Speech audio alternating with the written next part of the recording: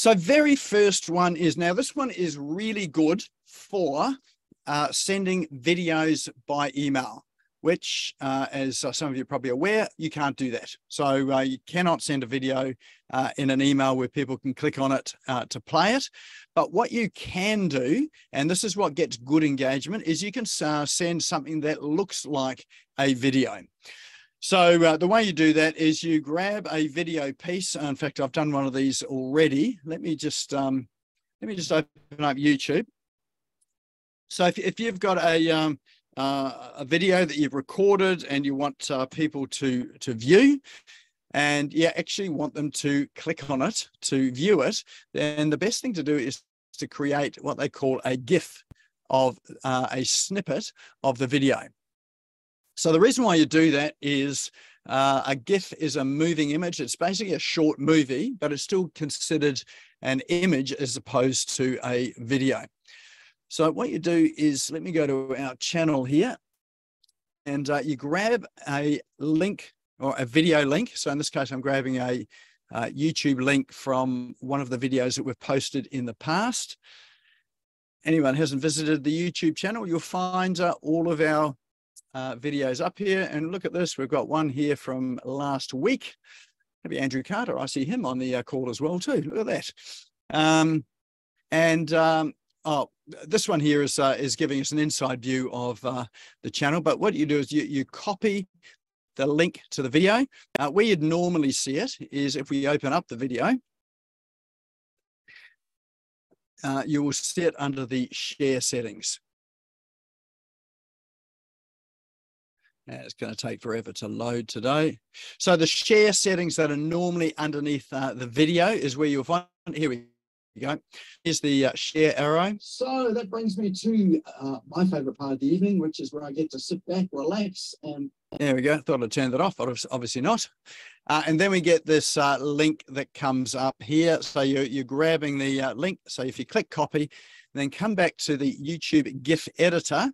And let's just refresh that page there to show you where to insert it.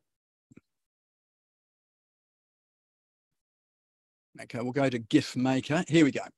So, so we go to GIF Maker at the top of the page, and then you just go and paste that link into where it says video to GIF. You've got two options here. You can turn images into GIFs as well. So if you've got some 5 or 6 or 7 images, you can upload those images. It will turn that into a movie-like or GIF image, or you add your video and put your YouTube link in there. So if you're using video, it's a great thing to do with your videos.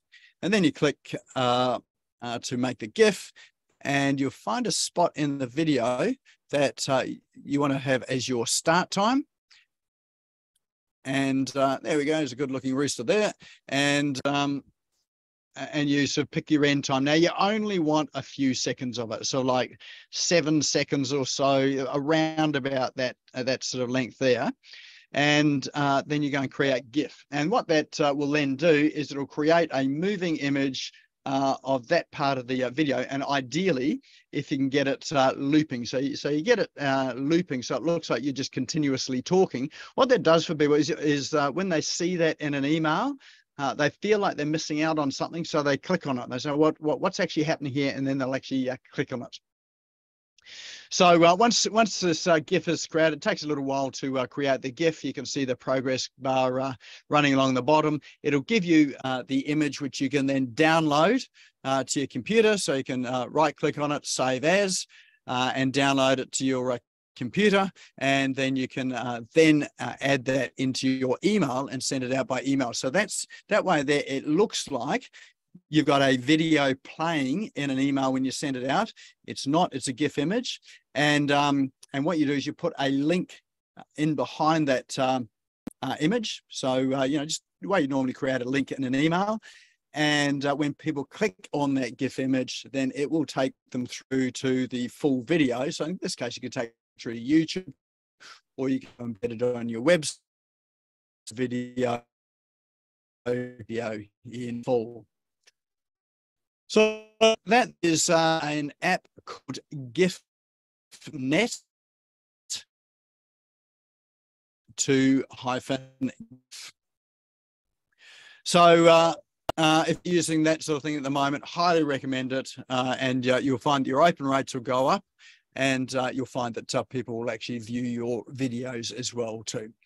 So these links here, we will put them into chat, so you don't have to worry about my pronunciation or having to look closely enough at the URL bar to read it. If you're not sure where chat is, if you have a look at the bottom of your Zoom toolbar, there is an icon in the middle that looks like a speech bubble, and it says chat underneath it. If you click on that, it'll open up chat, and you'll see in there now people saying hello and all sorts of things, but we've also got that link in there as well too. So at the end of the evening, or at the end of the segment, you can click the three little dots on the bottom right of the chat, and that will save that to your computer, so that you can then later on come and just click on those links and explore these at your will. And you can save these throughout the evening. It will just keep saving it to the same document in your computer. All right, next. We don't want that. Next app here is the slidequest.com. So for those of you that do presentations and need presentation slides, and maybe those of you a bit like me who are not that creative when it comes to producing very professional looking or creative slides, then this app here, SlideQuest, or this website here, the slidequest.com, has a ton of different slides that you can use.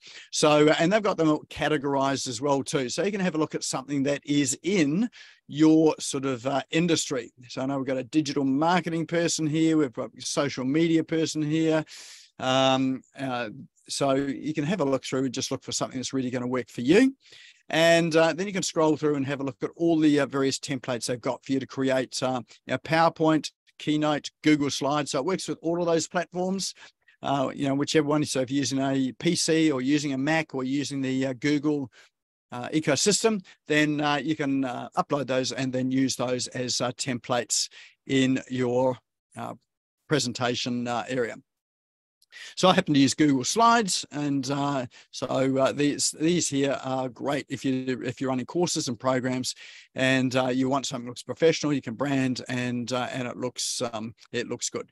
So it's actually really cheap as well too. So you can actually get access to all of them for $49 a year. So it's next to nothing. They've got a sale running at the moment. You're normally $197 a year, but now it's only $49 a year. Don't know how long that lasts for, but if you are looking for creative slides, then this is a great place to go. So that one is theslidequest.com. All right, next thing I've got for you is one called interacti.me. So these days, and this one here is going to give you a bit of a clue as to some of the things you can do if your marketing isn't working properly or you're wanting to engage people more. So what this is it's a way of adding engaging content into your website, so that it gets people clicking through, gets them interested. So you've probably seen on Facebook and I think Instagram, I'm not sure whether it's on LinkedIn at all, things like, what is it, down the bottom or middle right-hand side, it's got ranked about battle, and you can see a cat or a dog. So that one there is all about, are you a cat person or are you a dog person? For some reason, that's one of those things that polarizes people. They're either a cat person or a dog person. And so you can send people there to go and vote, you're a cat person or a dog person. And so that gets some interaction on your website. Obviously, that one there is just for fun. On Facebook there, they'll if you see that sort of thing, then someone is gathering your data. They're getting your email address and whatever. But you can do the same thing on your website, which and you can use them for lead generation.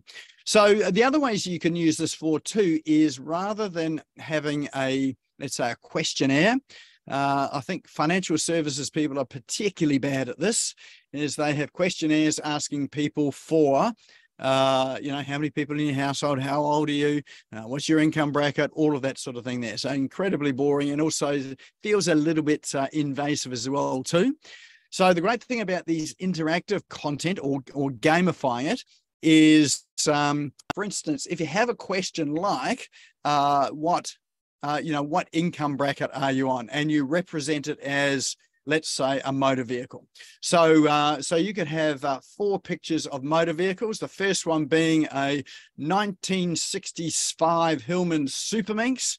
That would represent someone who is maybe just out of school and is not earning a lot of income. So that's an image that someone can click on. Next one might be a, I don't know, Toyota Corolla. Next one might be a Mercedes-Benz, and then the next one might be a Lamborghini. So then what people do is they click on that to represent what their financial earnings are. So it's a bit more fun, clicking on an image like that rather than saying, well, I'm in the the 30 to 60,000 bracket or the 60 to 100,000 bracket. It just gives people sort of something that is a bit more fun. And if you frame it in such a way to say something like, what is your financial personality, for instance? So if a social media person did that, what's your financial profile, what's your financial personality, have a series of questions there, and you get to gather the data you want, and they get to enjoy themselves finding out what sort of personality they are. Obviously get the result at the end of it. Then they have to enter their email address so that you can email them the result, which happens automatically, and it will, and you can collect it on the web page as well. Now, I did feature something like this last week. That one was specifically for WordPress. This one is for any web platform that you're on. So it doesn't matter what web platform that you're on, this one will work for any of them. Other ways that this is used is if you happen to be let's say a coach or a trainer, and you have questions that you want people to answer to check their understanding of what you've been teaching them, you can use that for for questions. And if you're needing to train either clients or staff, you could also use it in that question and answer format for training as well too, for people to get a score to see how well they're going. But there are a whole lot of examples in here. Got trivia, personality, memory games, interactive images, fortune cookies. So you sort of get people's who are curious or appeal to their curiosity. Spot the difference. So there's lots of games that you can have in here as well too. But think about it creatively, how you might use it in your marketing. I'm a big fan of personality quizzes, making out something that is a personality. I think you've probably heard me use before the example of a coffee company who had a personality quiz to find out what people's coffee personality is. But, it could be, what sort of social media personality are you? What platform should you be on? So you might have a questionnaire about that there, which gives them some sort of leaning towards which social media platform fits their personality. So, but there's all sorts of uses for it. It really is just your creativity, I guess, that is going to be the thing that will limit you. But go and try it. It is there is a free trial for this as well, so you can have a play with it, see what it looks like, and see how you can use it in your marketing and in your business. So that one there is interacti.me. All right, next one I have for you is webinars. Now, webinars are one of those interesting beasts that rise and fall depending on people's perception of popularity of them. But one thing that isn't going away is video. You just need to go and have a look at YouTube, Instagram, Facebook, LinkedIn, just to see the range of videos that are on there. I got sucked in once again on YouTube. If anyone hasn't seen the YouTube shorts, has anyone seen the shorts on YouTube? It's a bit like reels on Facebook or Instagram, and they are just those quick short videos as well that suck people in. So videos are definitely a medium to be using. But if you've got a running webinars and you're doing the same webinar over and over and over again,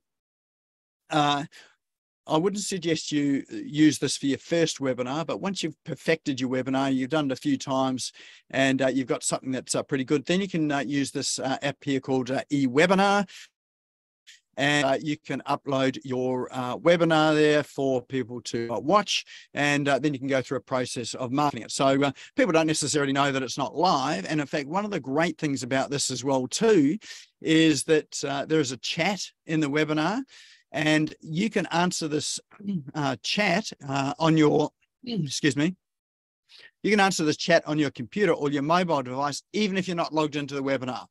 So you'll get a message whenever anyone leaves a message or asks a question, and you can answer them wherever you happen to be, or you can have a, if you've got a virtual team, you can have them answer it as well too.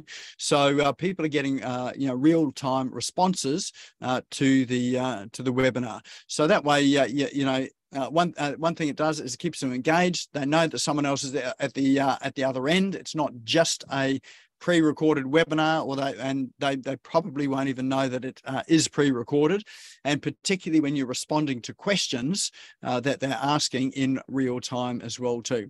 So it does have other interactivity on there, like polls and questionnaires as well too, but you can pop these webinars up, and you can have it running at various times during the day.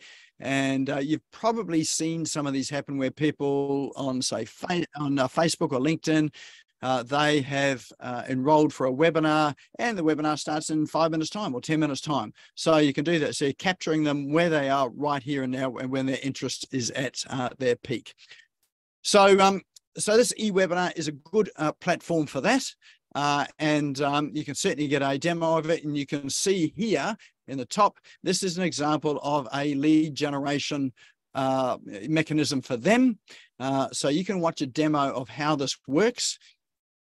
And the way you do it is you put in your name and email address. So they're capturing your name and your email address, and then you're on their database for them to be able to follow you up as well too. So again, when you're looking at some of these pages, have a look and see what they're doing with their marketing. What you'll find here is that some people will not want to leave their name and email address. That's fine. We're not going to use the platform anyway.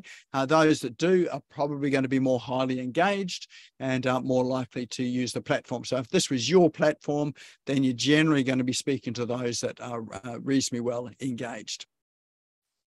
So that one there is ewebinar.com. All right, last one I have for you. This one is just for fun. This app is called runp.com. It is an app that you can download to your phone for when you are in the movies and you've bought, I don't know, a 2-litre frozen Coke, or you've just drunk a litre of water before you've gone in, and you know that at some point during the movie, you're going to have to get up and go for a pee. So what this app does is it's got a massive database of movies in there, and it will let you know at ideal points where you're not going to miss too much when you can go and go to the toilet. And it will give you a running commentary on what has happened in the movie. So when you come back, it doesn't feel like you've missed anything. So if you're one of those people that have to get up and go to the loo when you're at the movies, this here is the perfect app for you. And I did think of this app because there is someone that I know that this is absolutely perfect and ideal for.